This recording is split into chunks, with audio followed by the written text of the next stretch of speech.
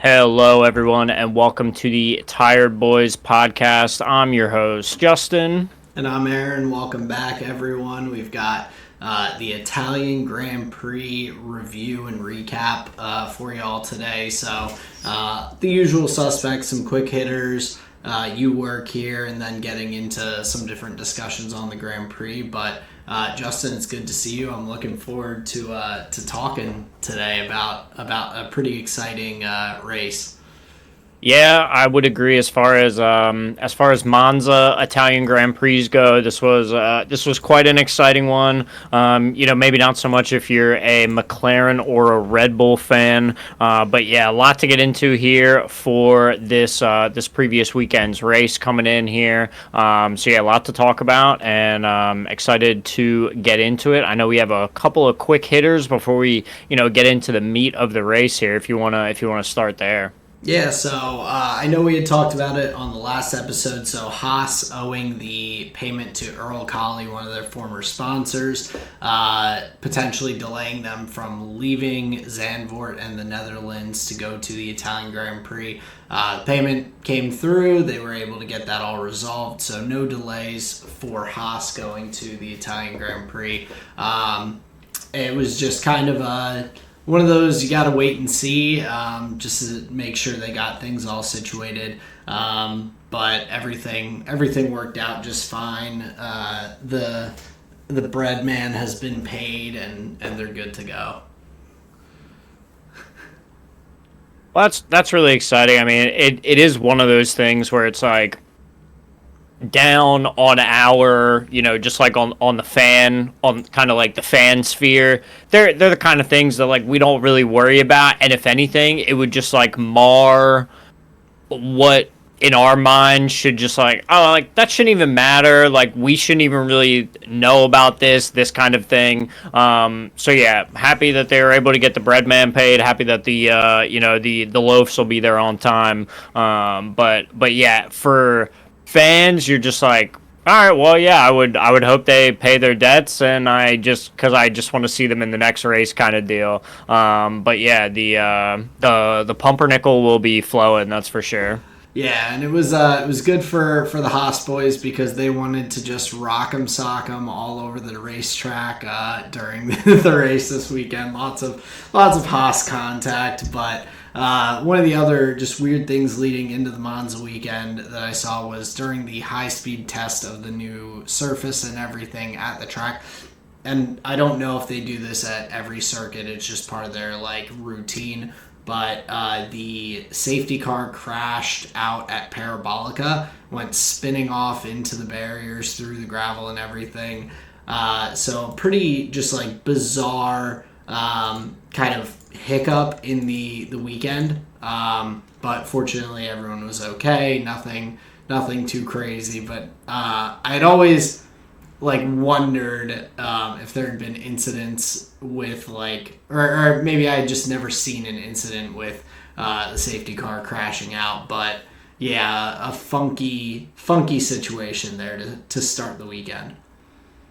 That's really interesting. Like also thinking about how some of the free practice sessions went, and thinking about how some of the Formula 2 and 3 events went. Like especially both of the feature races. Yeah, I wonder like this is like blending two worlds, but I wonder is there a sense in which like the surface of the track was actually quite maybe faster than people expected, where there's something about like the asphalt or like the grain of whatever material is down to create a race surface, where it's just like, oh, this is not as does not have as much of a like a friction value, right? So because Yeah. it seemed like a lot of people were misjudging some of the turns. Parabolica specifically, we saw a couple of offs. I mean, heck, Parabolica led to the win in the Formula 3 race, right? The difference in speed between those two drivers. So it's just interesting to see all of this coming after a period where we know coming into the weekend they did do a bunch of work to the track and resurfaced it. So it's interesting where it's like, oh wow, the new track surface must be pretty fast compared to what the expectation was based on how many offs we saw, especially at Parabolica. Yeah, and a number of changes to the track as well. I think they brought the gravel in a little closer at a couple of the runoffs on the edge of the curbs, but also the change to the turn one chicane. It seemed like that was a common issue for a lot of the drivers coming through. So definitely an adjustment for everyone across the board coming into the weekend with the new surface. I think it maybe was a little bit quicker, but also a little bit I'm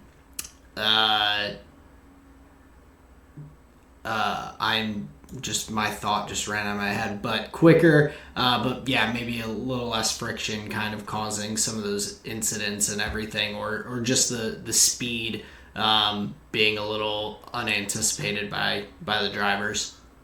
Yeah, I wonder, just last note, we know teams factor in like previous race data and previous track data on like how they approach a weekend. A lot of it they can feel is probably useful, even year to year. And I'm curious just how much these resurfaces of tracks kind of for better or worse, like kind of wash all that data away, and do they create like a whole new, I don't know what you would call it, maybe like race profile for the course? Like, do they kind of have to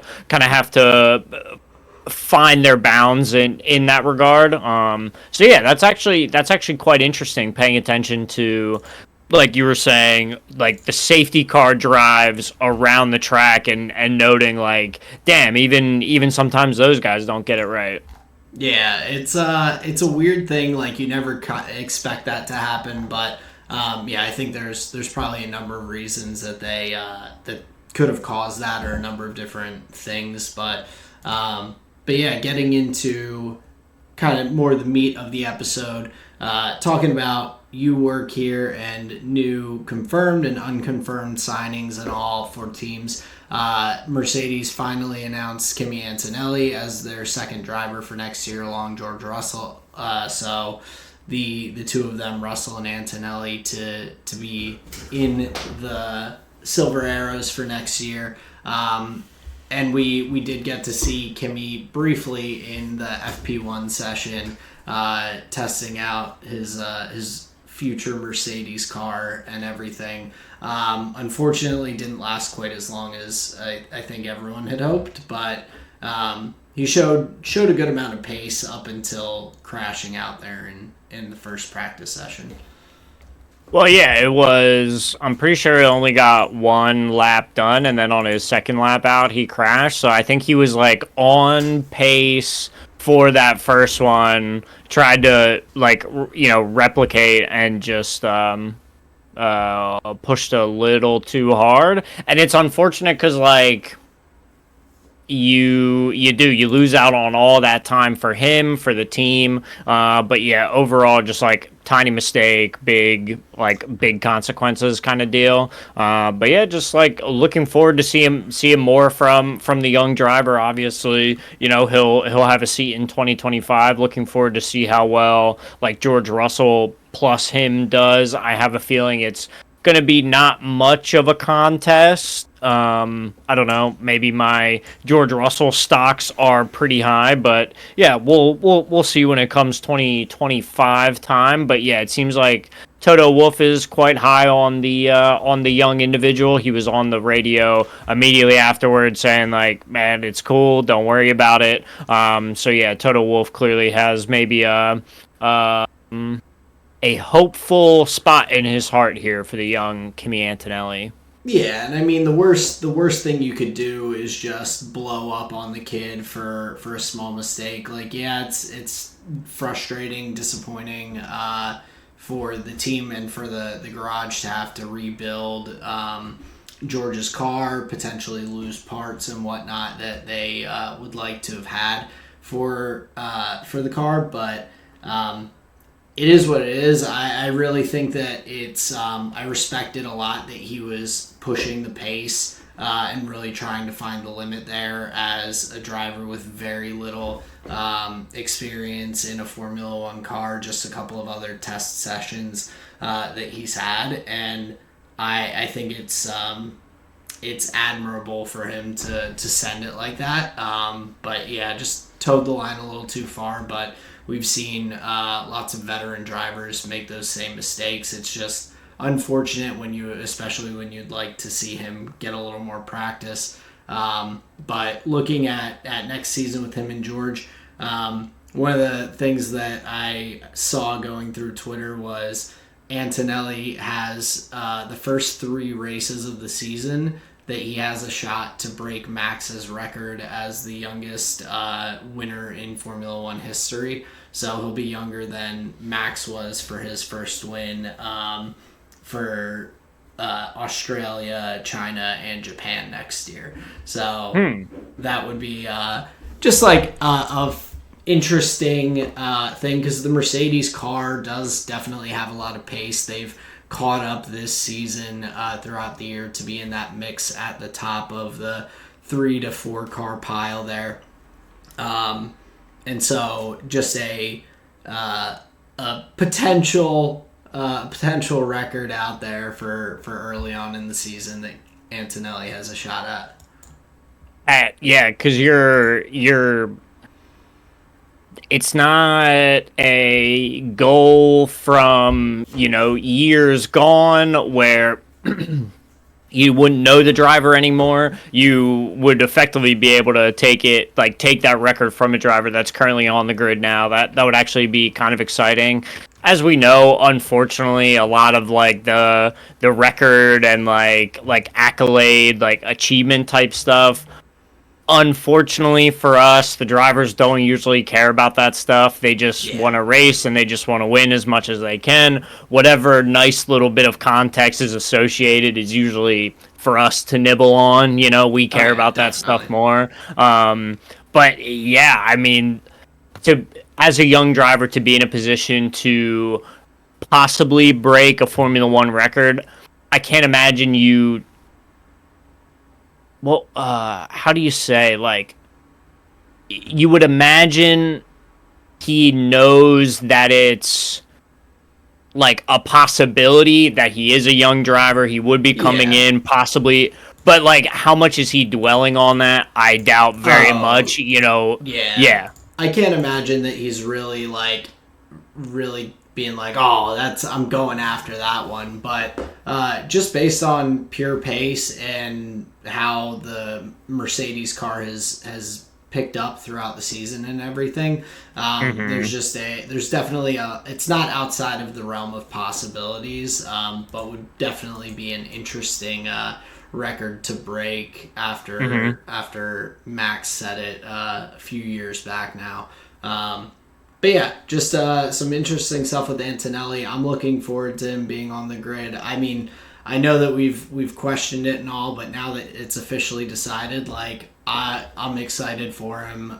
Looking forward to a number of rookies on the grid with him, Oliver Behrman, Jack Doohan currently, who have all been announced. I think there's it's great to have some new talent coming in and mixing things up and all. I think that's kind of one of the big positives of this season, having so many seats open, is that it did leave the ability for some of these young drivers, like we've talked about before. A lot of times they can just have a tough contract year with whatever driver contracts are coming up in Formula One and just get kind of pushed to the wayside and never get that shot. So it's pretty cool to see 3 young drivers coming onto the grid to be rookies this coming year.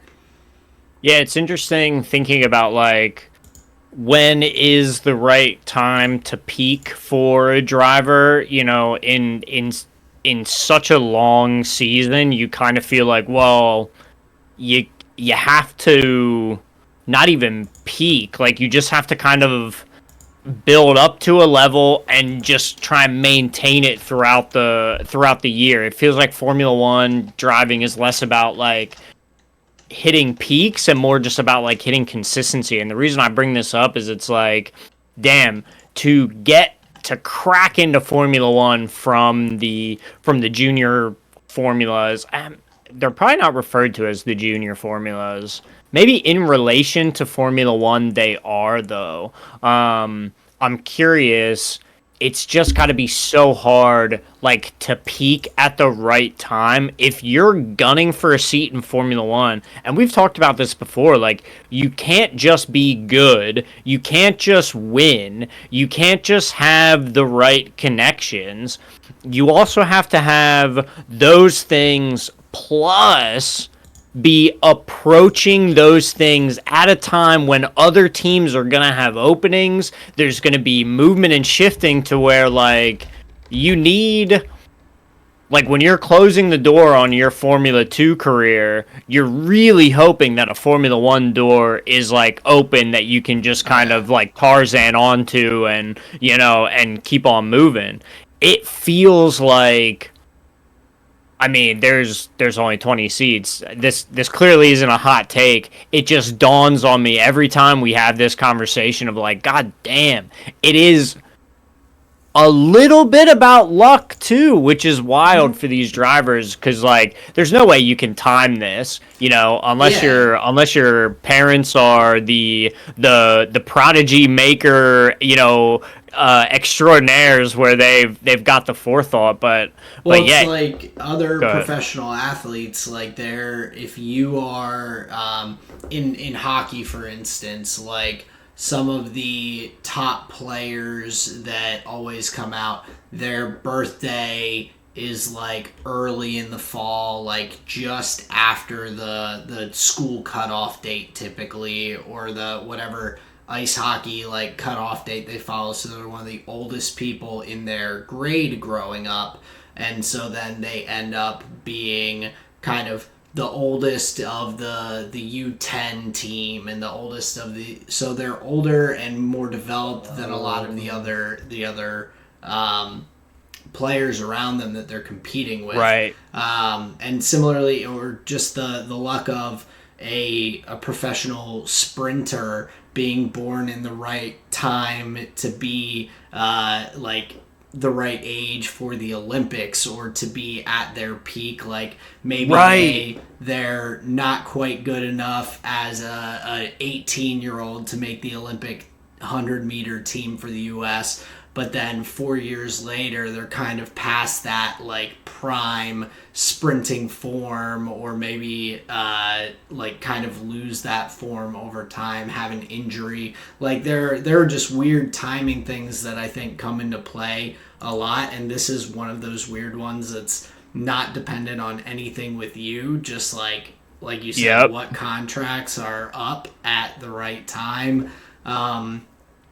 And I guess whether teams are willing to break contracts, which I'd say is few and far between. But yeah. Yeah, unless you're talking like, it feels like that could happen between teams that have like working relationships. I'm thinking like a V-carb Red Bull where like there's like a contract buyout or something like this. But to your point, few and far between. I imagine in those situations there's more just like contract clauses and stuff that's like we have the ability to do XYZ if you are not performing to a certain like specified level.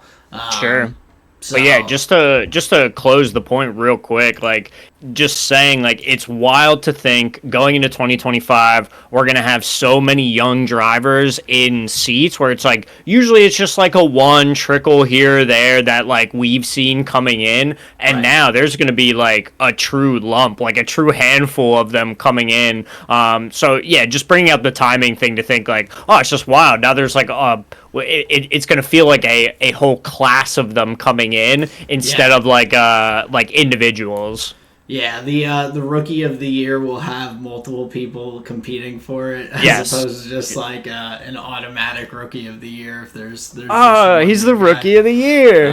Yeah, so that'll be cool to see. But looking over to some of the unconfirmed announcements, Adrian Newey is expected to be announced to have been signing with Aston Martin leading up to the Grand Prix in Azerbaijan at Baku. So sometime soon we're expecting that announcement. And then over to Kick Sauber, who still is undecided on their second seat, having Nico Hulkenberg in the first seat.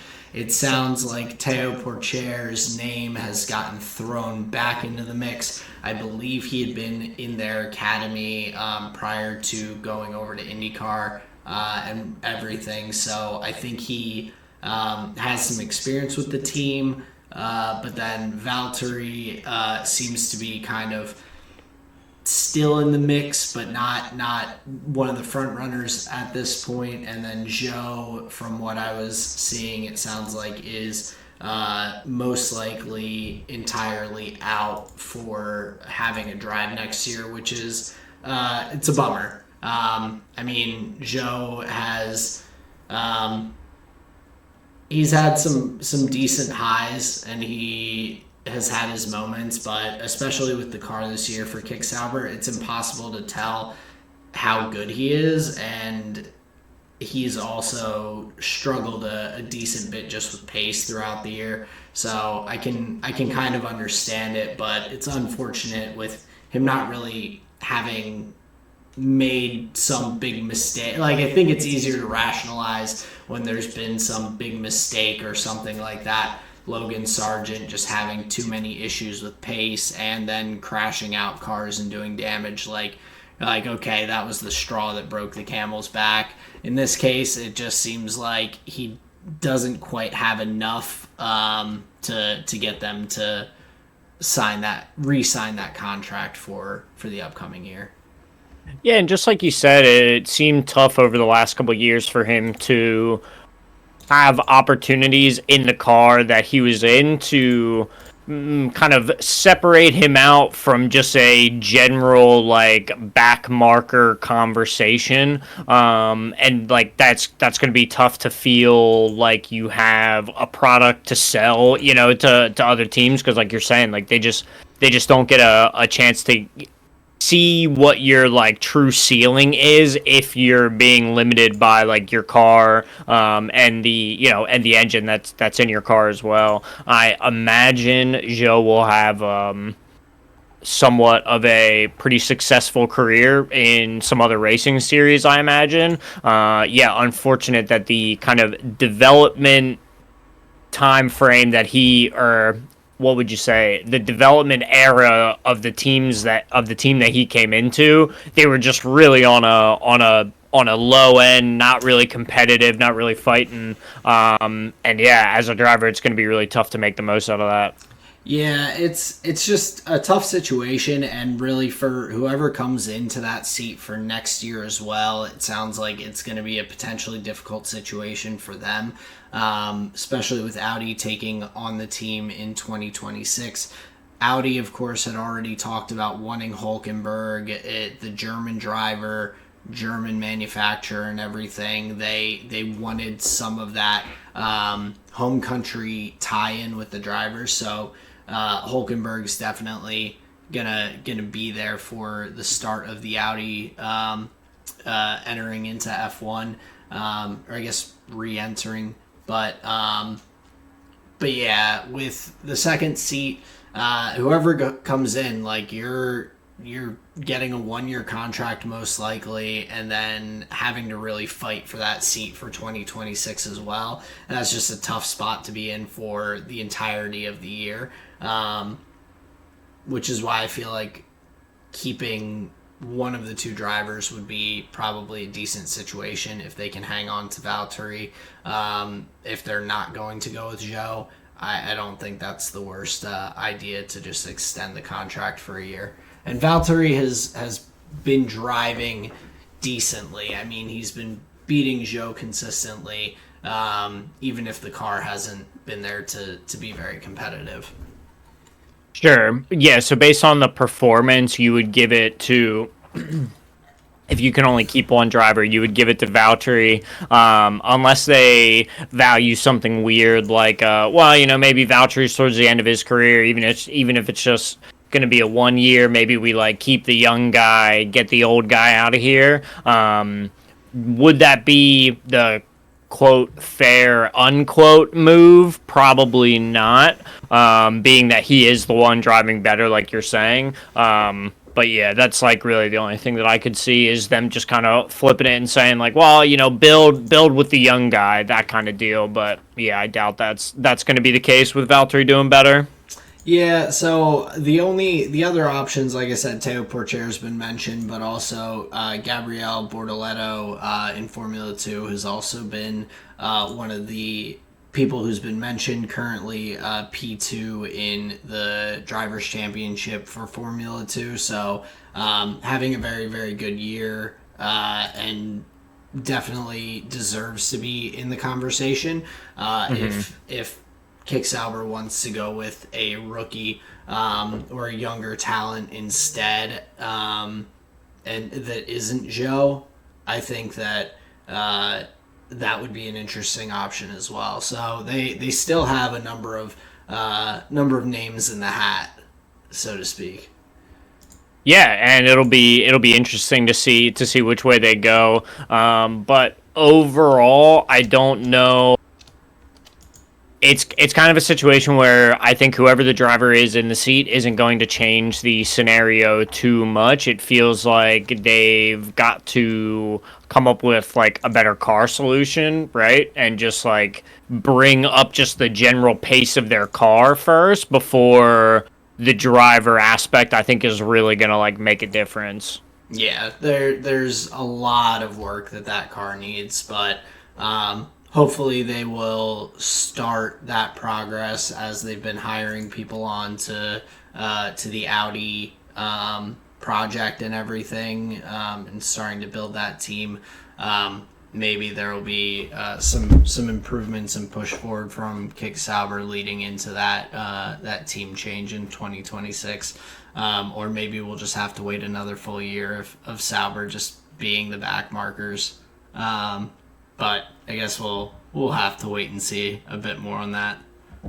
For sure, yeah. But I think the headline would be maybe a little bit of fresh blood would not be the worst in this scenario. Yeah, and I think with the other another just like quick point is just with all these other rookies in the they're going to be on the circuit. It might be a decent time to throw another rookie in there who can kind of compete and grow. You have some other similarly level talent to put them up against to compare. So yeah, definitely some options still for Kick Sauber, being one of the last seats yet to be announced, if not the last. I'm trying to remember if we're waiting on anyone else. But I doubt we are. I wasn't great at juggling all the musical roster seats. But yeah, no, I think you are correct. Is the only one that's not officially confirmed otherwise, because they have Yuki signed to a contract, and I think they're still determining, but sounds like it'll most likely be Daniel. So yeah, that's been my sense. Like there hasn't been any other real conversations around somebody else getting the seat. Yeah. So just a couple seats left to close things out. But we'll go ahead and get into the Italian Grand Prix. A lot of good stuff to talk about. But before we do that, if you're listening, we are trying to hit a 100 subscriber goal. Hi, Mom and Dad. My parents listened to, or at least my dad listened to the whole episode this past week while he was mowing the grass, from what my mom said. So if you guys haven't liked or subscribed along with anyone else listening, we would really appreciate it. We're trying to hit that 100 subscriber goal, but we just appreciate people listening and spending time hearing us jabber about Formula One. Yeah, let your friends and family know. New episodes release after each and every Formula One race weekend. So you can find updates for the Formula One season here on the Tired Boys podcast. Just thank you so much for tuning in. Thank you so much for listening. Back to the normal program. Yeah, so starting off in F3, we had the last race weekend of the season for the Formula 3 Championship, which I just find the kind of final results to be the most interesting, with Fornaroli taking the championship after this race weekend without having won a single race at all throughout the season.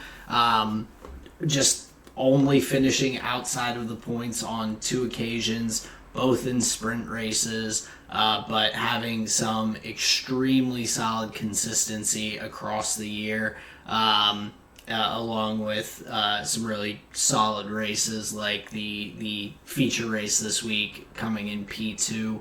But that's just a pretty wild stat. I feel like that you become the champion for the series without having won a single race across the year.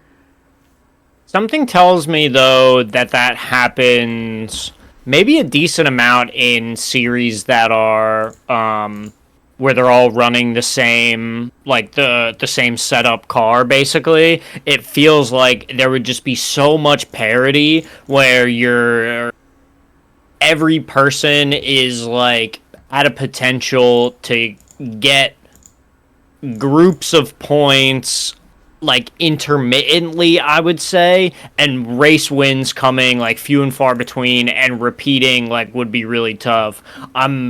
I'm not obviously like the biggest F3 Formula 2 like viewer watcher to like know is that the case of like a lot of these seasons, but it just feels like in a spec series it would be easier to have something like that happen when you don't have this just like, you know, dominant front of the field race car that like should win races, you know. Yeah, but I guess you could also look at it in the way of, if someone is a really good quality driver, then they have a shot to win every single week, basically, because there's not going to be a good driver that's just in a much worse car. Right. So they have that ability to kind of rise to the top. I looked through since 2019, and every the series winner for every season since 2019, which is as far back as it would go for me, had at least one race win on the season. So I mean, not to say that it's like maybe uncommon for someone to perform well, but I thought was just an interesting point for Fornaroli, who really just his last few race weekends was just a standout week after week, finishing high in the points, getting points in the sprint race and feature race. So a really nice job for him. Minnie, Browning, Lindblad, all very, very solid as well throughout the year, except just struggling towards the end in those last few races to keep up there at the top. Yeah, I think it was pretty close between Mini and Fornaroli. I mean, he was pushing, son. I mean, those final laps were like crazy, and it's wild to think like just how close it really was between like who would win the championship, coming down to like last laps, last race in the season. Like wild scenes there for the final Formula 3 race of the year. Yeah, so definitely a fun season to kind of follow along. I know we didn't watch or cover it as in depth, but definitely some very talented young drivers that are coming up through to keep an eye on, especially with some seats opening up in Formula 2 that I imagine a number of these F3 drivers will slide up into. Fornaroli's one of them. Pretty sure the news came out today that he got a seat with what was the team? I think it said Invicta. Invicta. I was gonna say Trident Racing, so I'm happy I didn't say it. But yeah, he got the promotion up to Formula 2 after the big championship dub in Formula 3. So that's really exciting. Yeah, and it's great to see Invicta that they have two very talented drivers with Maini and Bortoleto on their current roster. So definitely a good spot for him to move up into a competitive team and everything in the Formula 2 landscape there. Of course, particularly with Bortoleto having a very nice weekend to himself this week, and also just really catching up in the standings to Isaac Hadjar, who had a really decent lead in the driver's standings. A big jump for Bortoleto with getting the half point in the sprint race and then getting the win in the feature race this weekend in Monza. Which was crazy, by the way. Pretty sure P22 to P1 finish. Very lucky safety car comes through, allows him to get a Last Shadow special cheater recall off, gets an insane back timing, and is able to carry that safety car kind of timing into the race win. A last to first campaign, you don't see it often, but man, when it happens, no matter what team is your main, I mean, you gotta root for a guy that's on track to do something wild like that. Obviously, you need help from the from the marshal and the safety crews to get it all done nicely. But yeah, beautiful drive from Bortoleto. I mean, somebody's got to be there to scoop up that opportunity. So yeah, it's that was a nice connection there, thinking about Bortoleto's F2 feature race specifically, because that was pretty exciting. Yeah, and I mean, just a solid season across the board for him. He's been very consistent, has had some multiple race wins now, and just been very competitive, especially down the stretch here. But yeah, I mean, the feeder series, I feel like are just apt for some really exciting racing a lot of times, and so being there to pick up or to take advantage of the luck of timing with the safety car and everything is a nice way for him to get a win, and it happens in every series we watch, so sometimes that luck just breaks your way, which is solid for him to be there to pick up the pieces. Yeah, I very much agree. Yeah, I think this was the first year that I've really paid attention likely to driver names, kind of understanding who they are across time. I'm starting to get an imprint of who the who the teams are, and kind of what the constructor liveries are and things like this. Previously, I think in years I was tuning into Formula 2 and Formula 3 basically only when there was something wild that happened, some kind of crazy crash, some kind of crazy maneuver, right? Just just let me check out the highlights. But yeah, this was I think the first year watching at least intermittently catching full race weekends. And I have to say it has been quite interesting. There's something about it where even just tangentially understanding who potentially is going to be coming up into Formula One, because it's going to be a recycling conversation every time of like who is at the end of a contract and who's coming into the contract. And eventually you may lose connection with like, oh, why do I care about these drivers now? Like, Yeah. there'll be a time where you look down and you're like, I don't know any of these guys kind of Yeah. feeling, right? Definitely, and but I think by just like following it and continuing to follow it, like you said, we're seeing some of these drivers who are getting the opportunities, whether it's to come up in a substitute situation like Ollie Behrman did for Ferrari before he officially had a contract this year with Haas, or it's Franco Colapinto coming into his first F1 races to replace Logan Sargent at Williams. If you haven't followed any of the Formula 2 stuff, it could be very easy to just be like, who's this guy? What has he done? But seeing a guy like Colapinto get brought up and everything, he was having a solid year around the top 5 of the championship ahead of this week. I think he was 6th in the championship leading into this race weekend before he was called up from Formula 2. So having a decent season, and then of course with the academy ties and everything, for him being the Williams Academy driver and all, to make that ease of transition into Formula One and everything.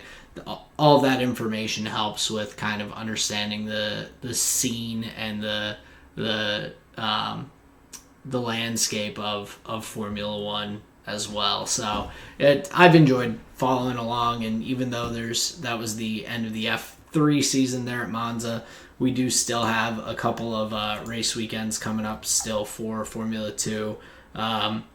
With Baku, Lusail, and then Yas Marina. So a number of races left for the drivers there to show their stuff, and room for Bortoleto to potentially catch up in the driver's standings to Hadjar.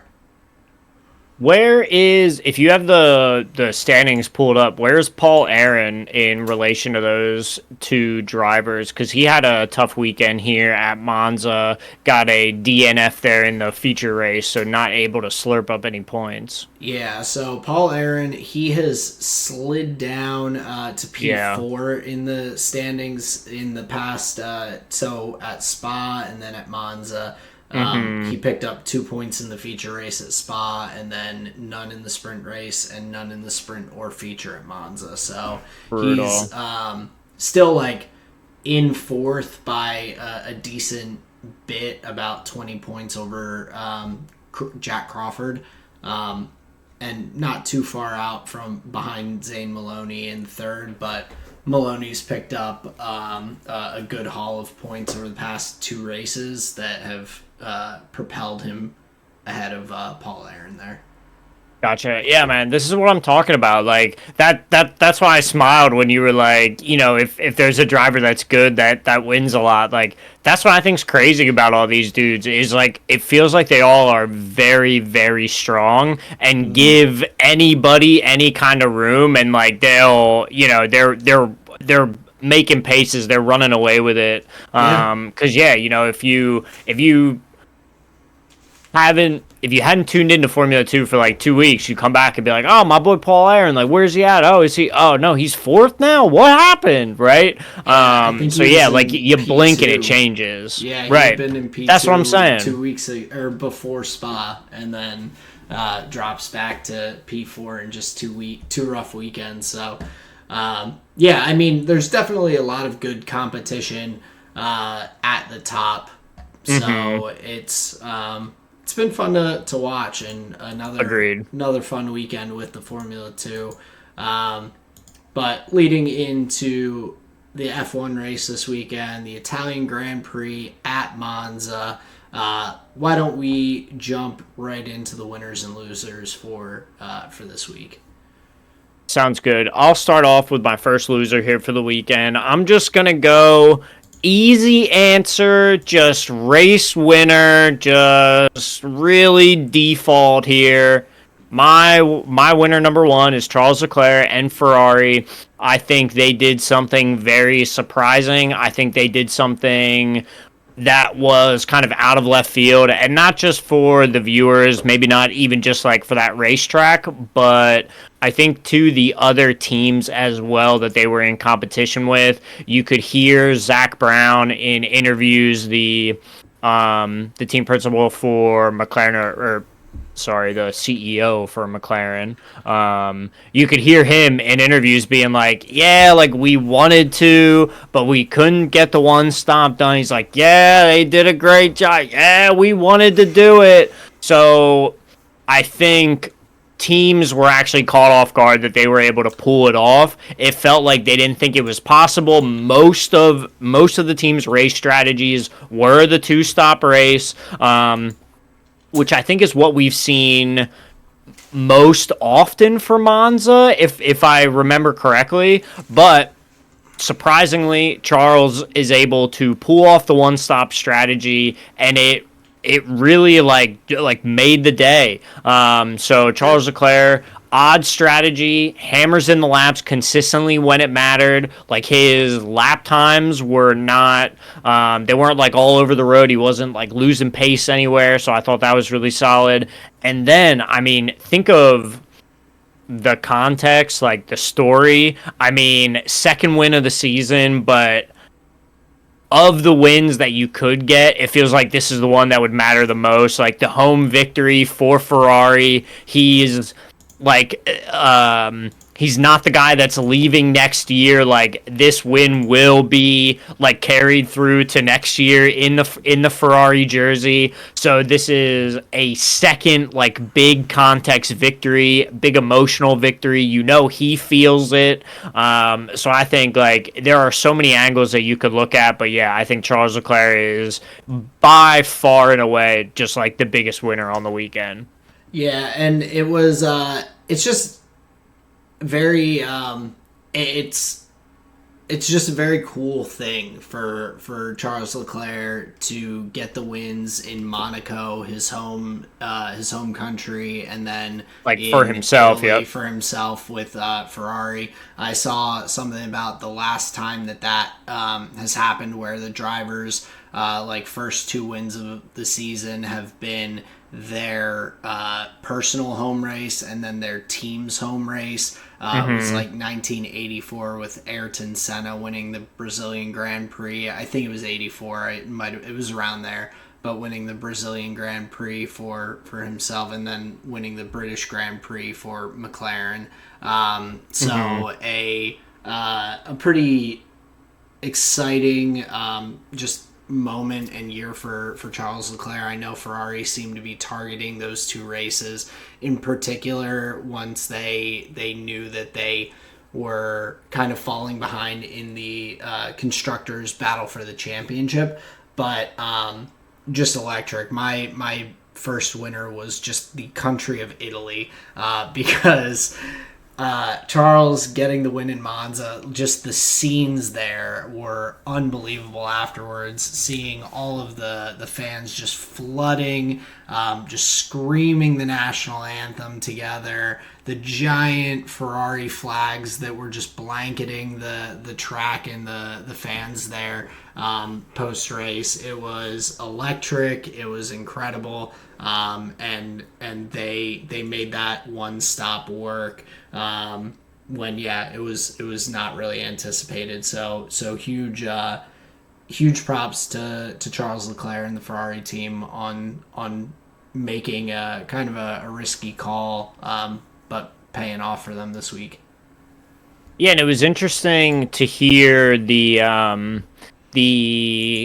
confidence, I think, from the Ferrari drivers, where, you know, even Sainz is calling out some of the drivers around him, saying like, "Oh, they're coming in too early. Like this is going to be a longer race than that." So it felt like Ferrari was quite confident in kind of knowing what the race was going to be over the long haul, and kind of knew what their place was going to be inside of that. So yeah, a really hooked up weekend, both like from from the team, providing that vehicle, providing the opportunity for that strategy, and then Charles for just nailing the race overall. Yeah, and I mean, I think that they anticipated a two-stop as well. Like, Charles was upset when they pitted him so early after his first pit stop. He was like, why did we come in? We already got undercut. Like, why didn't we just go longer on this stint? And I think that being, like, the idea to pivot maybe into, like, a plan B one-stopper at that point. But up until then, I imagine most of the teams were looking at it as a two-stop race, which ended up being the primary strategy that teams took. But why don't you... go ahead. No, I was just going to say, just let me say this real quick, is like, but isn't that where Ferrari has lost that like, think of other opportunities where Ferrari has to quick audible pivot during the race. It's going to come down to communications on the radio and like new data. They would have lost that race last year or the year before. Yeah, it's tough to say. I think the only reason that I think they made a really nice call, but I'm not gonna like go quite that far with the props for Ferrari necessarily, just because I think that they had McLaren made a mistake and gave them that opportunity. McLaren, if they hadn't pitted Piastri, Leclerc's still in P2. I think Ferrari would have been ecstatic with a P2 finish after what they were looking at with the pace of the car and everything. But when McLaren decided to bring Oscar in from the lead to drop 15 seconds back from where Leclerc was, instead of him just like being like, hey, we're going to lose position. There's 15 laps left in the race. I'm coming out 15 seconds behind him and have to fight through signs and some other backmarker traffic. I don't know if I can gain 15, like a second a lap on him. It seemed like they were just banking on Ferrari also having to pit, and Ferrari in that position, they're like, hey, this is our Hail Mary shot. Like, as long as these tires don't turn to dust, then they kind of were gifted the good position. I'm glad that they didn't make a mistake from there. So like I said, I'm not trying to knock them, but they were put in a pretty advantageous position by, in my opinion, a mistake from the McLaren team. But they took advantage of the opportunity. So still mega weekend for Ferrari and Charles Leclerc. Yeah, agreed. And then my second winner here on the weekend is surprisingly the Williams team, actually. I think they bounced right back after kind of a damage control scenario with bringing in the, not reserve driver, but a driver that is in a temporary capacity, bringing in a driver that's driving at a temporary capacity. So that's like damage control in that regard. We have Albon slurping up some points, solid drive from him. The guy that they bring in isn't just like P20 DNF, crash into the wall into the race. He actually like does something. He has some pace. Obviously, for him, that's going to feel really good. Getting a solid bit of Formula One experience under his belt. I think that's going to go a long way. So I think for Williams, that has been really hurting recently. Outside of Alexander Albon, I think this was a nice weekend for them. I think a promising step forward. There's going to be a lot of I don't want to say like growing pains necessarily, but like there'll be a lot of work to do in 2025 come Jack doing. But right now, for the scenario that they're put in, I think it was a solid drive and a solid weekend for Williams, where some of the other results may have been like expected or baked in. I think the Williams result was a bit of a surprise for me. Yeah, and it was kind of back to one of their previous strengths that they hadn't really shown a lot recently. We had looked at the Williams in previous years being just this rocket ship in a straight line, Monza being one of the fastest circuits with just lots of straights and high speed corners and everything. They kind of came back to that strength for this weekend. And yeah, Colapinto in that second position for Williams, that second seat, I mean, he had a couple sketchy moments, but who didn't this weekend? There were drivers constantly dipping the wheels into the gravel and struggling, but he kept the car out of the wall. He had a really nice, clean race. And a P12 finish for his first race in Formula One is a nice performance, especially when your teammate is P9. And in qualifying, he was not that far off of the pace to get up into Q2. So just a hair back, something like 0.2 of a second or something like that out of making it into the second qualifying session. So really overall a nice first weekend for him to come in. Yeah, agreed. Who's your second winner? So my second winner for this week is Kevin Magnussen, picking up some points for the Haas team in a pretty gritty race from the Haas guys. Magnussen banging some wheels earlier on in the race, but picks up a point. And when the RB V-Carb team has been struggling over the past few races in particular, every point for that Haas team is just inching them closer to a lot more prize money in the constructors' standings. They're only 7 points back now from the V-Carb, picking up that 1 point. And so they can continue to chip away into that lead that RB has at this point with how they're performing. Unfortunately, Yuki Tsunoda not really getting the opportunity to perform for the RBs this week. But overall, I mean, it was a solid drive from Kevin Magnussen, which is why he's my second winner picking up that point. He is also one of my losers for this week. After his contact early on in the race, I believe he hit Daniel Ricciardo in the early laps, or it might have been Hulkenberg. I can't remember exactly who. Everyone was kind of hitting each other. But no, Magnussen hit Gasly. I made a note because so he hit Gasly, pushed him off the circuit, trying to get past later in the race.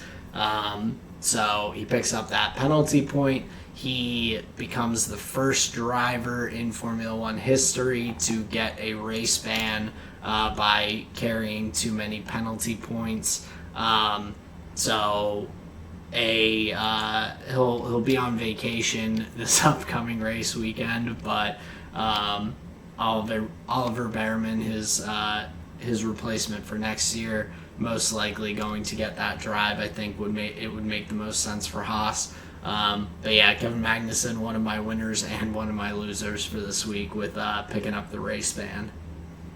That's a very rare occurrence. It's not often we have a winner and a loser. So Kevin Magnussen succeeding in more ways than one. Quite surprising. But yeah, based on some of the events of other races this year, we wouldn't have been.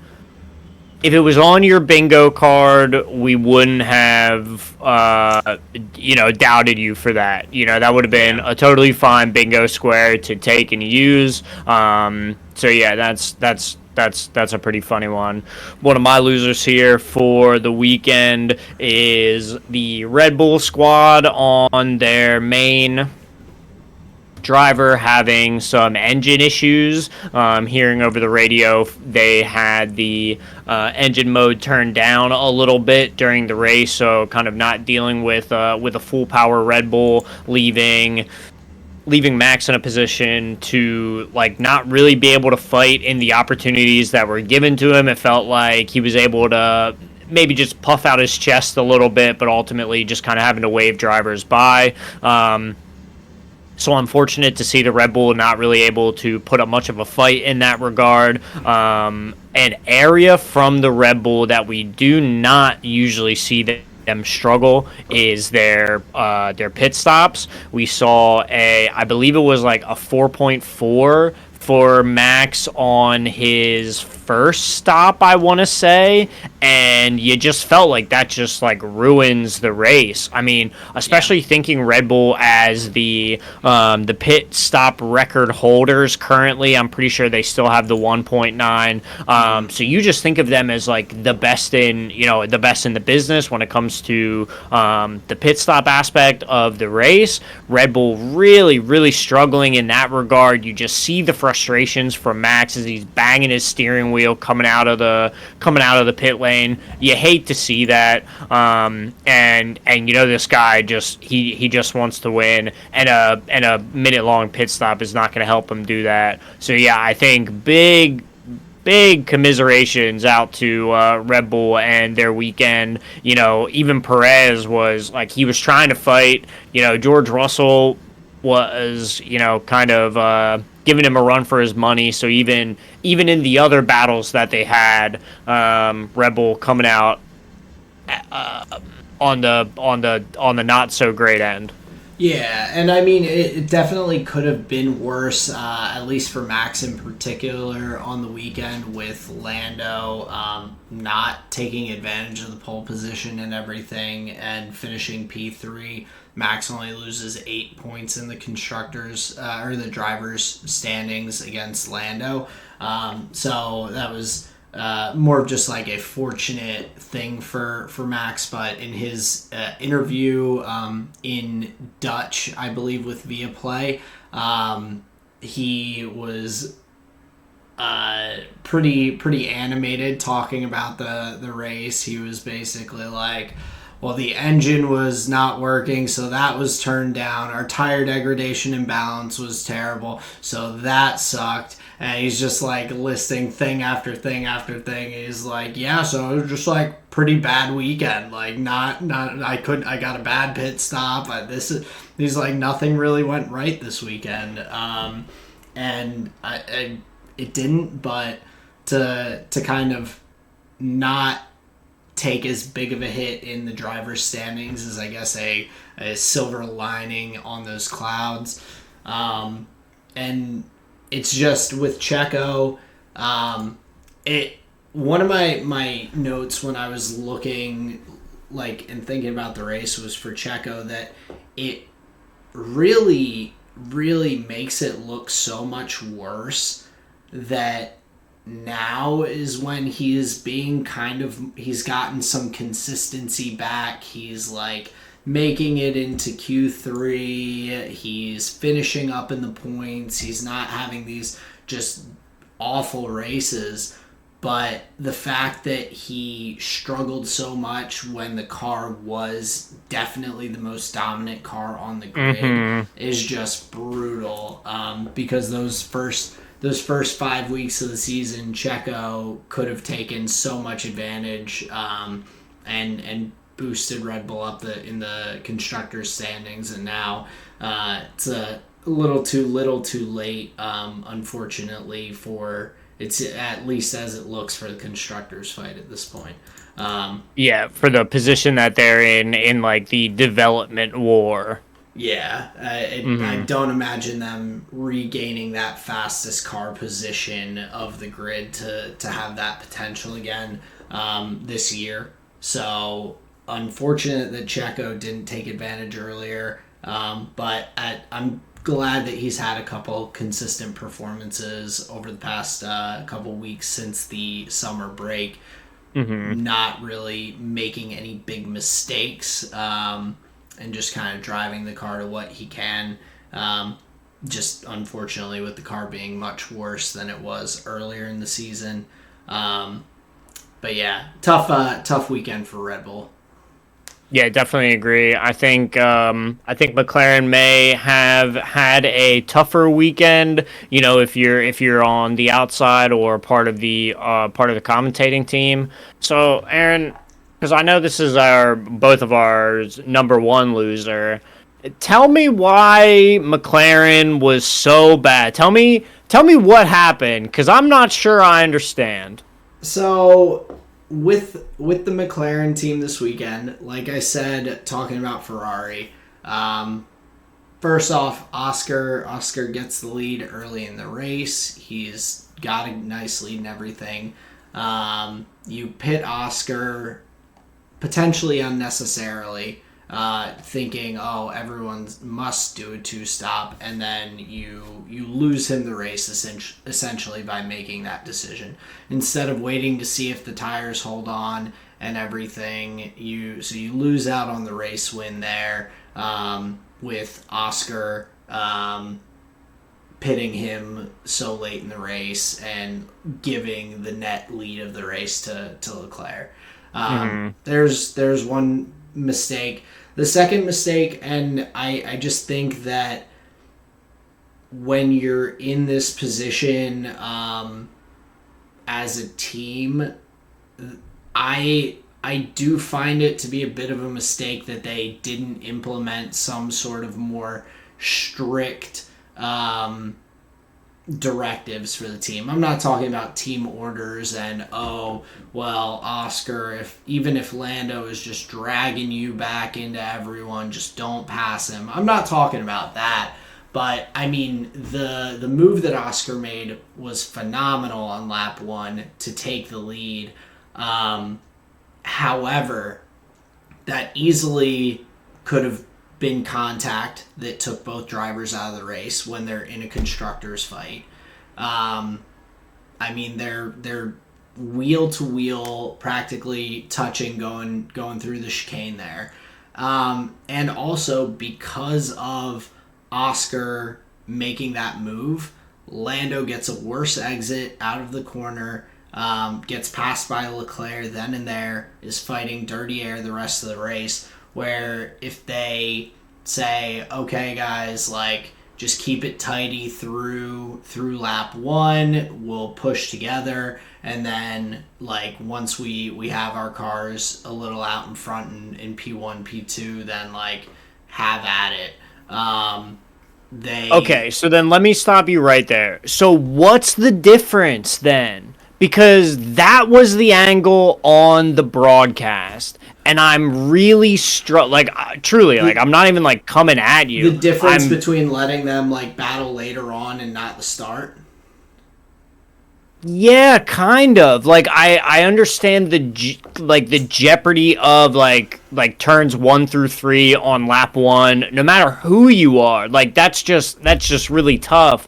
But I don't understand teams. Why should teams' policy be you can race then but not now, and we'll tell you when you can race? Are these drivers not in a racing series?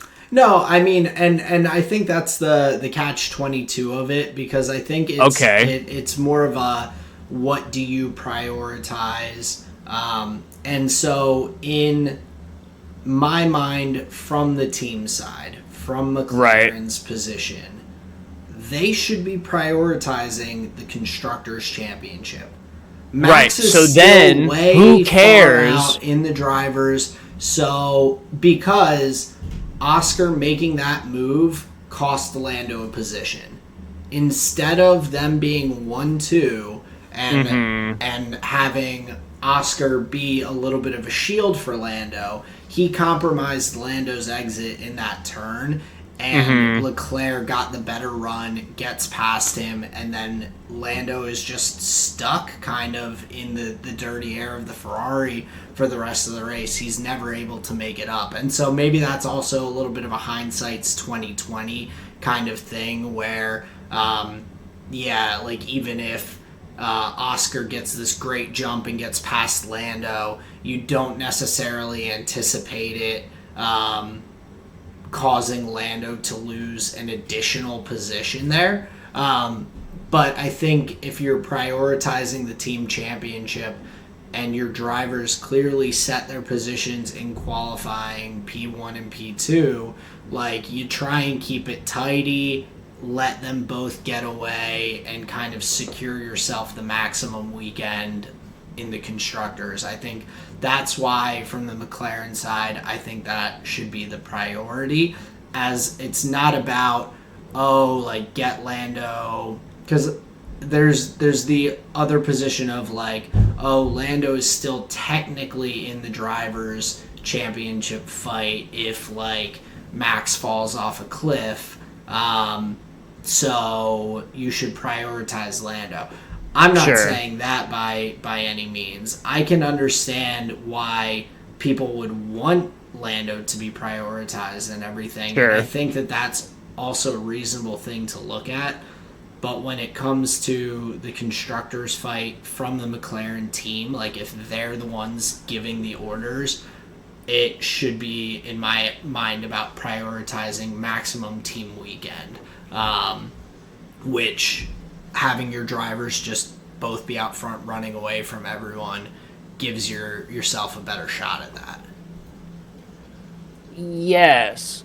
And yeah, and ultimately I'm pretty sure I agree with what you just said there at the end. I think selecting for the best team result is, like, in most scenarios, the right answer. So then, so let me just explain to you, like, this issue that's in my brain. Because I hear stuff like that, but then also, from the very same mouths, from the very same experts, we're also supposed to hold the same belief that, oh, your teammate is the only opponent who matters. So, wait, if they're the only opponent who matters, then why is it then that they are the only person that you're supposed to cede to on the track? Do you see what I'm getting at? No, 100%. I think that's an easy. I think it's like right up until there's something more to race for, they're all like, well, these drivers got to go all out on each other. Yeah. But it's like, well, wait. I mean, I think across the season, like going all out against your teammate isn't necessarily how I would look at like your goal, your biggest rival is your teammate. Because going all out against your teammate is how both of your cars end up into a wall, like the Alpines at Australia, and you get nothing positive for anyone on the weekend, team or drivers. So I think like outperforming your teammate is the best sign that you can give of your quality as a driver. Okay. But when you're looking, especially as the season progresses, there's a lot less points available now in the Constructors and Drivers Championship than there were at the beginning of the season. There's a lot less potential points. So at some point, there has to be a transition of kind of your priorities at that point where you're like, okay, especially in a position like McLaren's. I mean, we've got Oscar with 197 points and Lando with 241. They're not like neck and neck. Charles Leclerc is between the two of them in the driver's standings. They're not like, it's not like that 1 point each way is going to make or break their individual like final standings teammate wise, barring someone DNFing or something like that. But in that position, the team has to switch that priorities of like, we know you're both good drivers. You're second and fourth in the standings. Like we don't need you to be one-upping each other. Now we need to prioritize the team and everything. And that's part of being a team. Like you want to be the best player on the team, of course, but at the same time, if your team's not winning, then being the best means a lot less. So being Alex Albon on Williams, yeah, we're like, Alex is a great driver. He's shown himself consistently, beating his teammate Logan Sargent. Losing to him consistently was like, he's not even coming close. But when you're looking at this and it's like, okay, we have a shot at the win for the weekend versus the Williams just hoping to get into the points, then that I think that teammate competition goes out the window a little bit more.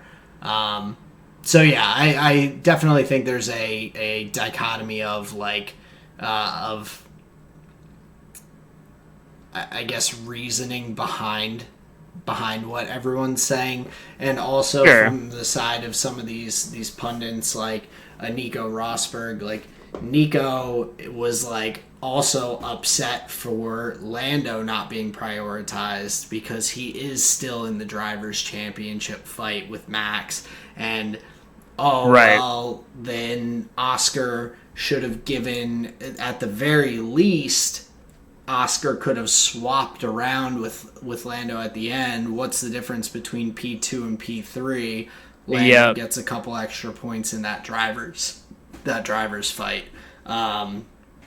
Where in that opinion, I don't really think that. I think that's kind of a let the drivers work that out for themselves kind of thing. Okay. But where I felt like you should prioritize Lando is not putting him, your teammate not putting him in a position to lose places at the start of the race. That it's like it's so complex because like it depends what you're prioritizing. It depends who, like, are you a McLaren fan or are you a Lando fan? Are you like, which one are you rooting for more? Like that comes into play from the viewer perspective, and with that at the start, I really think it's more of a hindsight is 2020 for me. Oscar obviously didn't mean to compromise Lando. He was just racing. He was like, we're P1, P2. I wanna win the race. I want to get my second win of my career too.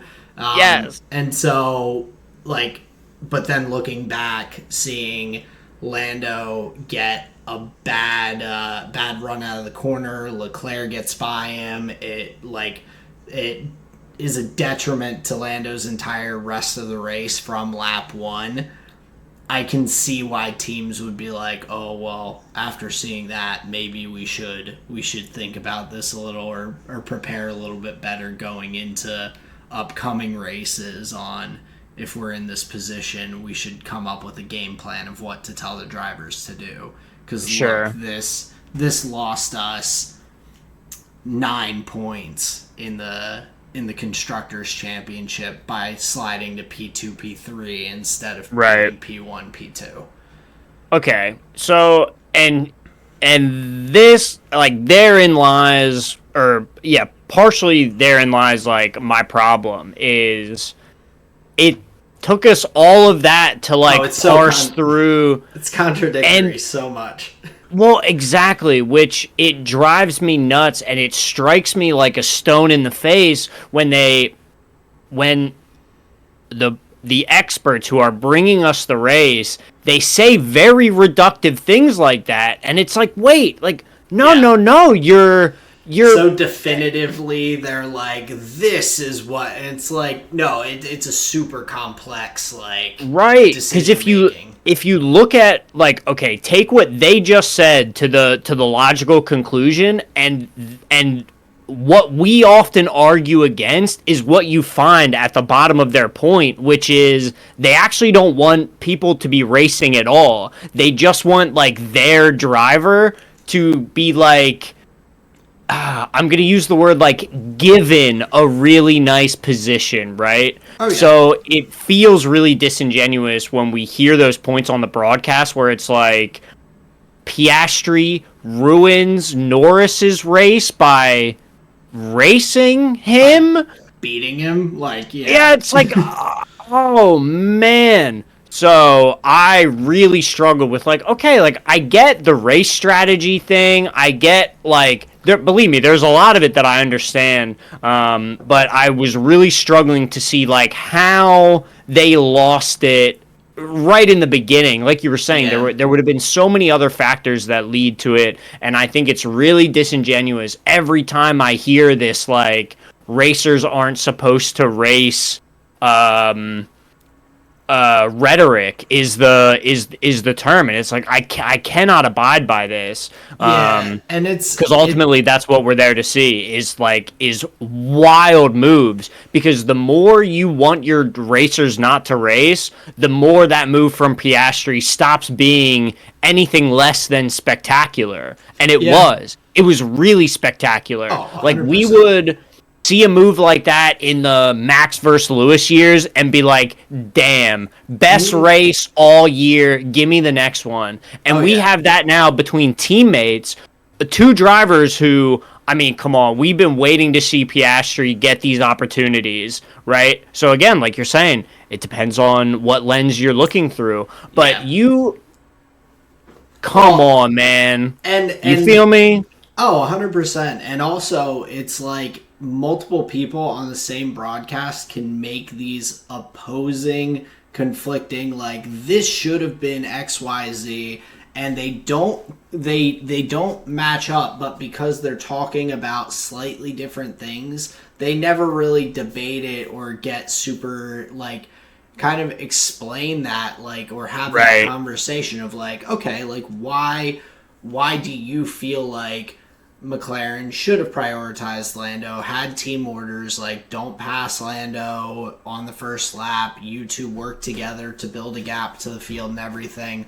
And from, like, one person's side, they could be talking about this or that, the other person's side, I mean, and of course Nico Rosberg, like, who had a lot of talking time this week and everything on the broadcast, like, he's been in that position. He was against Lewis. Lewis in the last race of the year is trying to back him up, his own teammate, into the pack of drivers coming after them and everything. He's like, yeah, team orders are important sometimes because it can, or him and Lewis colliding into each other on a number of occasions, like in their battle for the championship. Like, of course that guy is going to be like, yeah, they should have team orders so that the bad thing, so that my PTSD doesn't come back. Like, of course. Where then you could have Martin Brundle or Crofty or Ted Kravitz being like, oh yeah, Lando, you got to prioritize Lando so that he can beat that horrible Max Verstappen who's not a British man. Like, it's like they could be saying the same things for entirely different reasoning as well. Like, and everyone's got a little bit of a stake in the game, so it's tough to parse through all of that. But yeah, it is frustrating when they're that reductive about, like, and especially with conflicting, like, opinions in the same, like, sentence or the next sentence. Right. Well, because here's my problem is I'm actually listening to what they're saying. And unfortunately, I believe that they know more about this than I do. So, like, there's an element that my ears are open because, like, they're trying to tell me something. They're the experts, yes. And if I listen to them, then I will then know more, right? And then you hear this stuff and you're just like, wait, there's no way that's real. Yeah. Right? Oh, 100%. So this is what we're met with. I mean, it was an amazing race, but it was a great race. You know, yeah, that was just like burrowed in my brain. I was like, somebody has to explain this to me. Yeah. But I feel like you did a great job. Thank you. Like, No, of truly. course. I know we kind of wove our way around to get to those different points and find all the Easter eggs in the in the Easter egg hunt. But yeah, I mean, in my opinion, the biggest mistakes from McLaren pitting Oscar when they should have just left him out in the lead of the race and said, "Hey, Sure. just until they pit, we don't." Because if they think they can go to the end, then we better be able to as well. Mm-hmm. And then just the hurt, kind of shooting themselves in the foot a little bit with Oscar.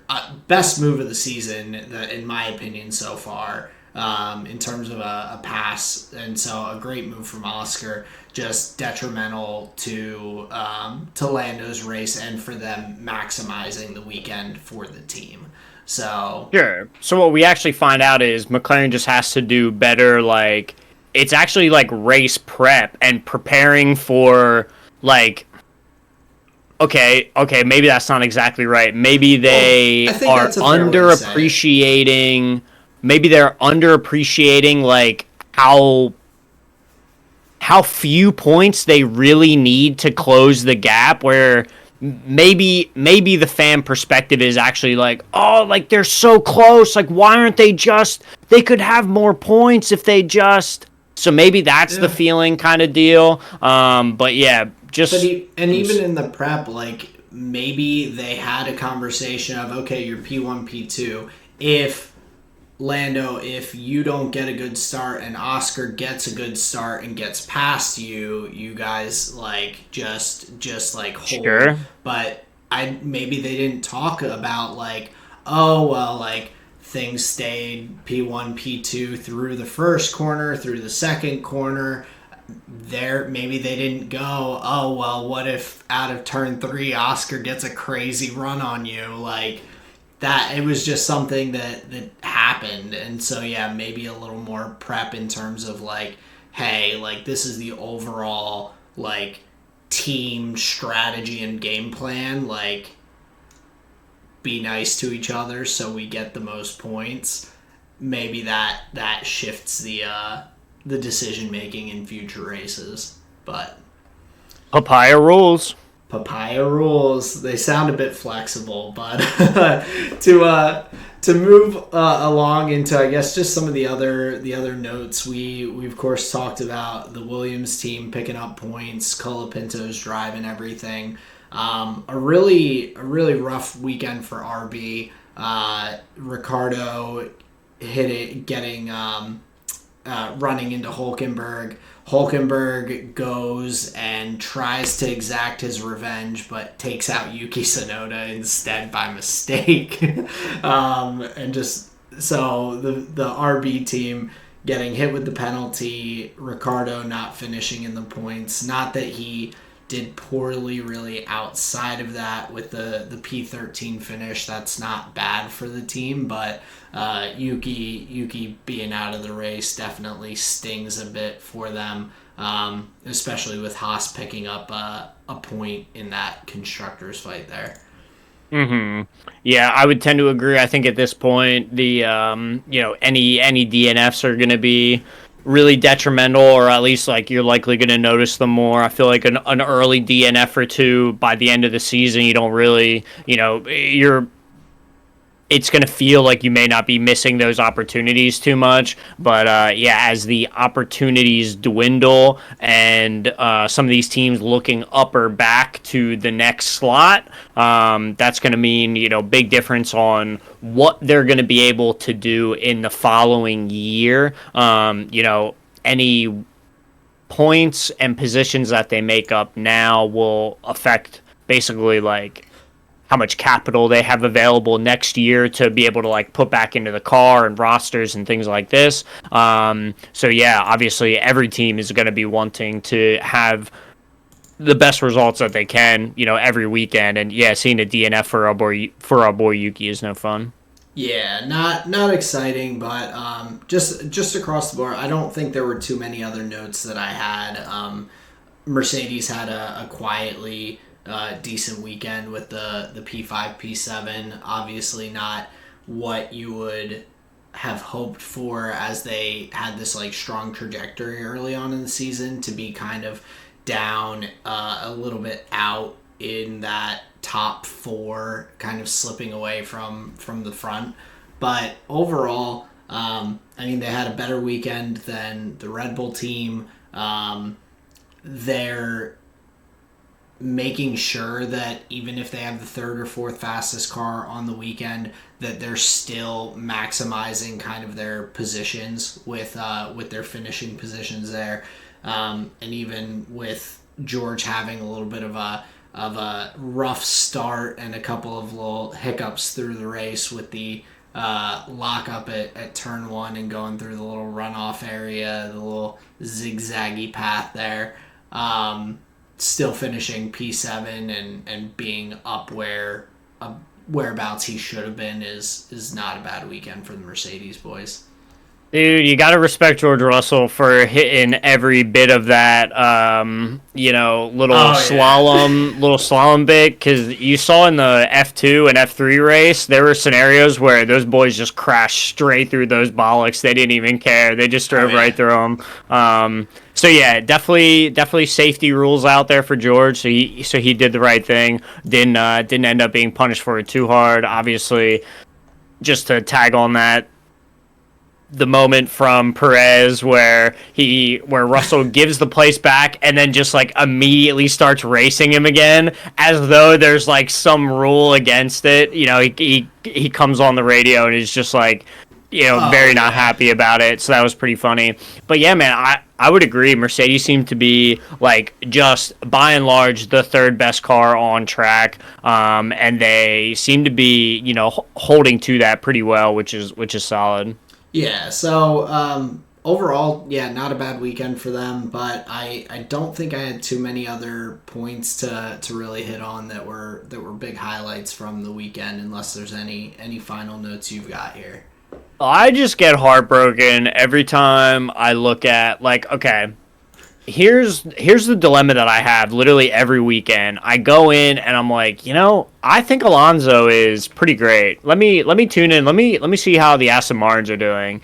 And it's just him. It is just him. And I don't understand what's going on. Like, is it the car? Is Lance really that bad? Is Alonso driving it better than like he should be, kind of deal? But it is an example of a team that I look at and just feel really like, man, there's got to be...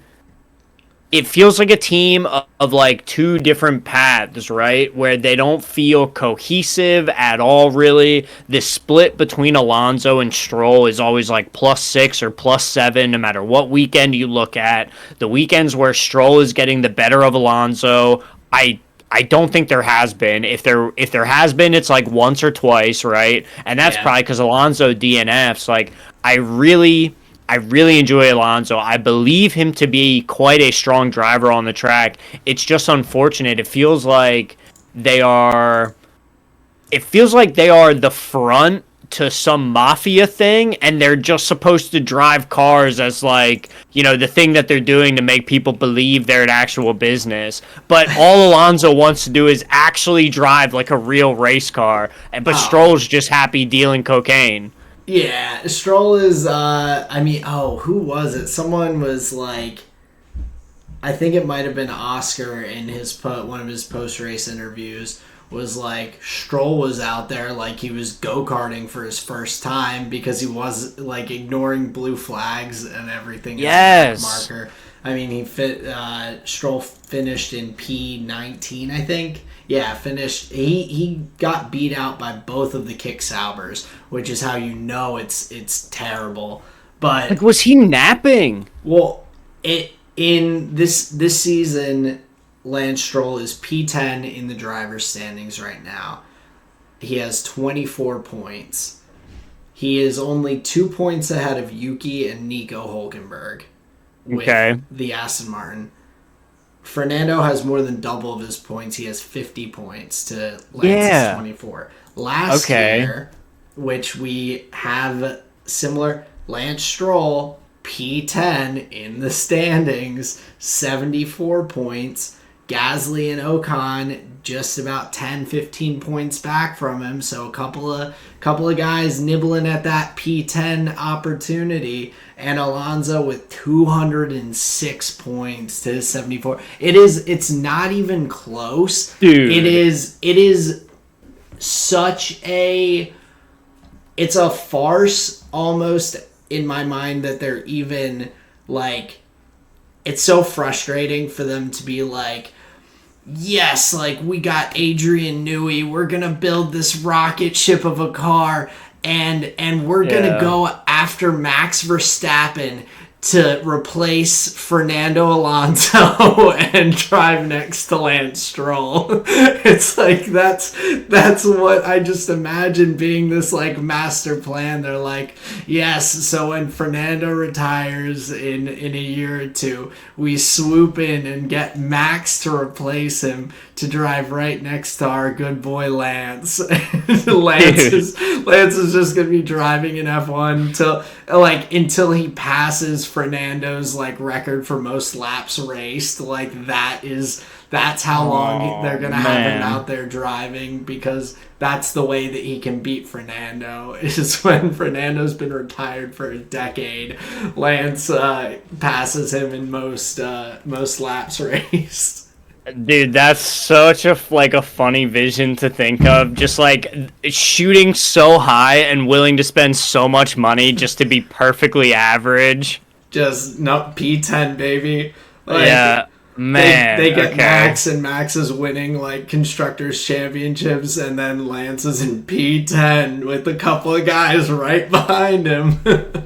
Yeah, I don't know, man. And this is just like, this is the war that goes on in my brain every single time. Because, like, you look at Alonso, and then you're like, oh, sweet, like, how'd the team do? And his teammate is, like, not even on the board. It's like, man, this is so tough. Oh, it's brutal. Like, I can't imagine what has to be going through Fernando's head. He's like, he's a 2-time world champion. He's driven competitively in these other racing series and everything. Like, he knows what it takes to be at the top. And apparently one of those things is your dad owning a Formula One team, which Fernando didn't have the fortune of having that position, but he's made the most of it, that young upstart Fernando Alonso. Oh, man, that plucky upstart, Mr. Lance, you know. Yeah, that's... It's difficult to watch, and to see Lance like legitimately being beat out by both Kick Saubers, who like were the only cars to get lapped twice in Spa. Right. You can't be doing that. Not when your teammate's up in P11. Fernando was so like it's almost like he's like just so resigned to the fact that apparently when he realized after the race that Colapinto was behind him, he was like, oh, I should have let him pass so he could have had a better finish for his first F1 race. Because he was like, right. I wasn't in the points anyway. He's like, so what's it matter? This is what Lance Stroll does to the best drivers in the world. He drives them to apathy. Oh, God. There's nothing worse, dude. Oh, it just... That cracks me up, but... Dude. That's a good funny way to wrap up the F1 conversation for this week for the Italian Grand Prix, I think. I just hate to see it every time, man, because I was so excited to hear that like this guy was coming back in. Like you get the opportunity to watch like a true legend of like the craft, just in general, not even of the sport, just of racing in general. And you're like, oh, like who's his teammate? And it's effectively like a milk carton just toy. It's like, damn, dog, that's tough. Yeah, just Lance Stroll's face on the back of a milk carton. Have you seen this boy? He's been missing. But yeah, it's a fun world we live in here. Oh god, the idea of somebody missing, but they've been at every race weekend is so funny. Yeah. Oh my god, have you seen our boy? Oh. and we'll see him next year too. Oh god. It's gonna it's like a running gag in a sitcom. It's just that's our running gag there. But well, why don't we head over to the cool down lap? I have a funny day in the life story I wanted to tell you, and I wanted to, especially with your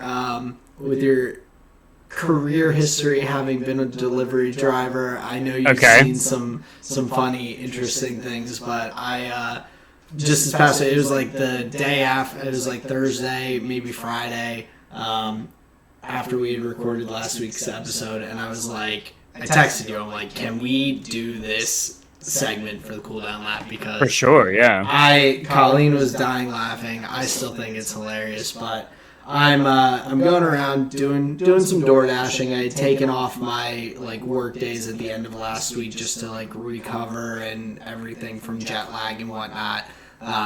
Just have the weekend leading into going back to like work. But I'm like, okay, I'll make a couple bucks, do a little driving, go out around lunchtime, and I'm like, do a couple deliveries. I'm like, all right, I'll do like one more. And I accept it, and it comes up, and it's like Sin City Food. And I'm like, that's a weird name for a restaurant. And so I follow the GPS to get there, and I pull up to a strip club at like 1 in the afternoon that apparently runs a kitchen and door dashes chicken from the strip club kitchen to wherever. I'm like, this is definitely weird to be pulling up here, but they had little signs that are like, come around back, ring the doorbell on the back of the building, we'll bring you the food, and you go. And I'm like, all right, if that's the way this works. So I pick up the food. It's in a black like branded bag and everything. I like throw it in my little heater bag to keep it warm while I'm driving over, and I pull up to an elementary school for this delivery for someone's lunch. And so I like get out, the directions are like go to the front office. I'm like, oh, maybe it's like an in-service day or they're like ordering out food. Nope. Full school day, school's in session. I have to check in with these people at the door, go to the office. They have to like let I like message the person that I'm there with their food in the office. A lady comes in to get an early dismissal for her kid and is like talking, like it's a full school day. And this teacher just comes in, I hand them the bag of food, and they just waltz off like it perfectly normal, nothing. And I was like, that's the most insane thing that I feel like I picked up food at a strip club, drove it to an elementary school that's in session, and they just like took it and went off like no big deal with just this black bag that says Sin City on it, just walking through the halls back to their classroom. And I'm like, all right, there we go.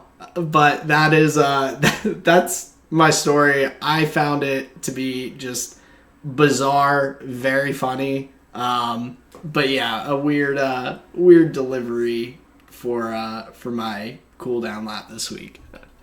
Wild, man. Like of all the places that you could have ordered food from, like I just can't understand the thought process of being like, oh yeah, I could get like Popeyes, or I could get like this other restaurant that's like local close by. Like you go through the list and you're like, that's the one. I don't know. Man.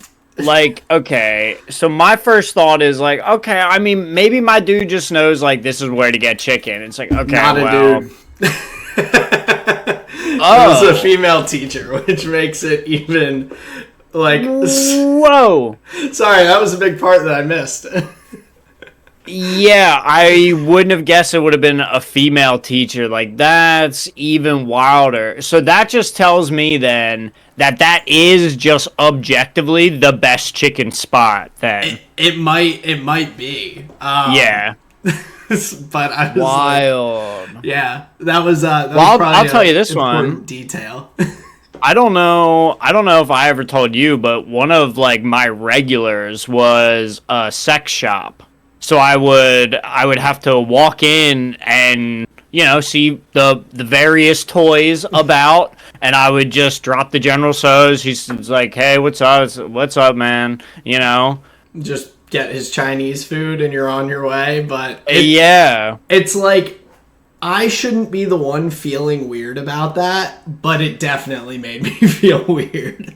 Right, right. Well, I mean, they were just getting the best chicken in town. I think there's obviously nothing criminal about like the connection between two locations, but it feels like it Definitely. kind of is. Yeah, it feels like there's like that should not be allowed, but like Right. I It's got to come if you from a clean actually location. yeah, if you actually think about it, you're like it's just food from a kitchen, but Right. I just can't imagine being like, yes, that's where I want to order from to the elementary school for my lunch. I'm just dying for a quarter roasted chicken. Well, that's what I'm saying. Now I can't get that chicken out of my mind. Yeah, So it must. I You don't feel know. me? I don't know. It's got to be pretty good. Them thighs got to be kicking. It sounds like they might be. So Yeah. Colleen and I may have to go and sample some chicken at some point. That's your in. You just say, "Look, I don't even want. I just just want here to try for the the chicken." Yeah, it'd be like the old Hooters line is like, "Hey, have you ever had the Hooters wings? They've got great wings." It's like, yeah, I'm sure that's why you're going there. Yeah, exactly. No, no, babe, it's just for the chicken. Come on. Oh yeah, definitely a pretty funny delivery for me. That was one of my most unique ones that I've had. Damn, no, that's a pretty solid one actually. I'd be very pleased to encounter that one. Yeah, that would feed me for a long time. That's great. What I'm learning here is I didn't know you did DoorDash. I Oh thought you yeah, were it's just you're buttoned up real estate official. I mean, I didn't figure you had like any time for that.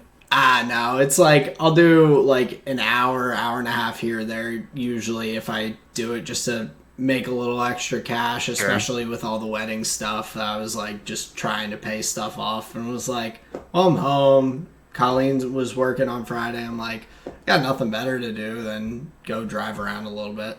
So Nice. That's cool. Yeah. Okay. What? So you do like, like 4 or 5 at a shot kind of deal? something like that usually. Okay, So, that's yeah, solid. nothing too crazy, but yeah. But how about your day in the life? What have you had going on over your way? Oh man, I wish I could give you something really interesting, but I'll give you this one instead. So I've been under the weather a little bit over the last couple of days. Nothing crazy, just a little bit of a cold. Just a little bit of achiness. Nothing, nothing serious. Nothing that's gonna kill me.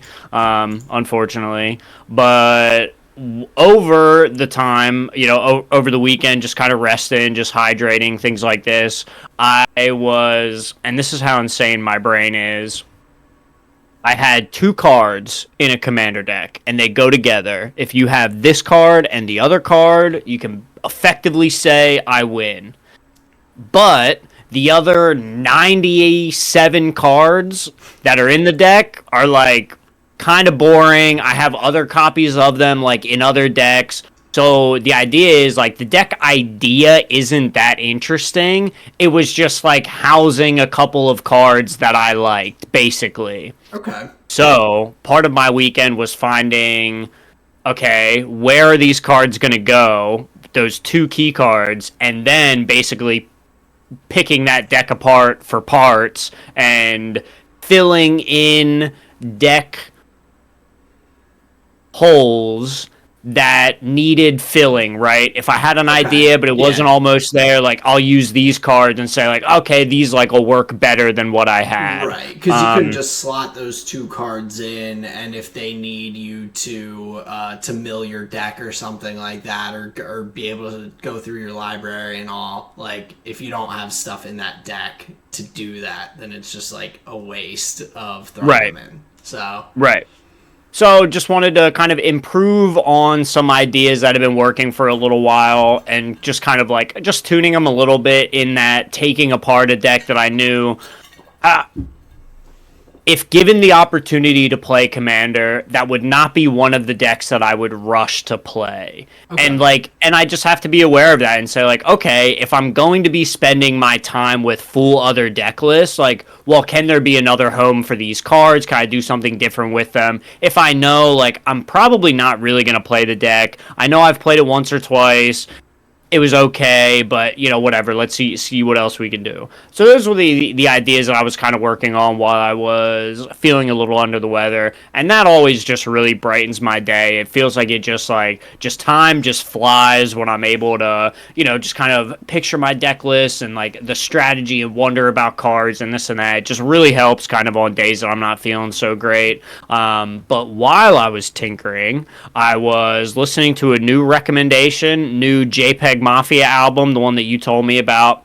nice. And I have to say, sir, it succeeded on the songs that were like a little more slower pace, a little more like traditional hip hop. I think the really like punk songs, those didn't really land for me. Okay, The like true like rock instrumentals that they had yeah. with like classic hip hop lyrics on top, those did not land for me at all.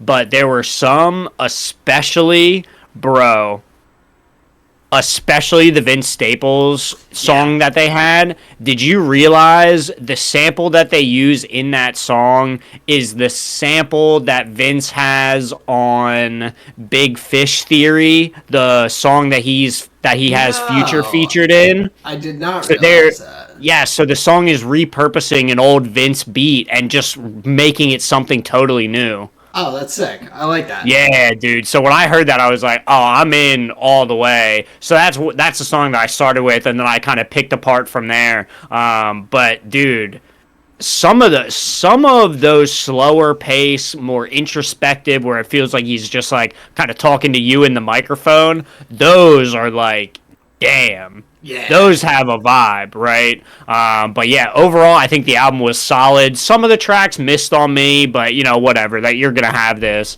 But overall, solid rec, and I really enjoyed that. So that was a good Awesome. one. No, I'm glad to hear you liked it. I can agree with a lot of that too. It's and from like it there are certain artists that I expect there to be like no misses on an album. Like if I Mm, like J. Cole or back when Kanye was putting out more new stuff and everything, Kendrick, I there might be songs that I don't play as much or don't have as much replayability, but not ones that I feel like just like miss on me sure, like the entirely. idea of like a Um, skippable.